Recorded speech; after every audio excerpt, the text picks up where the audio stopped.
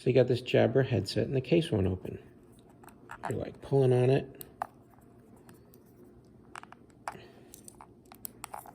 You're squeezing here. You're squeezing here. It doesn't open. Here's the easiest thing you got to do. Just grab it like this. Squeeze a little bit. Push in here and pull it open. That's it. But you got to do a little squeeze in here to encourage that thing to open. That's it. One finger. Otherwise, it's not coming open. It's a pain in the neck. But if you do that, it's going to come right open. That's it. Have a great day.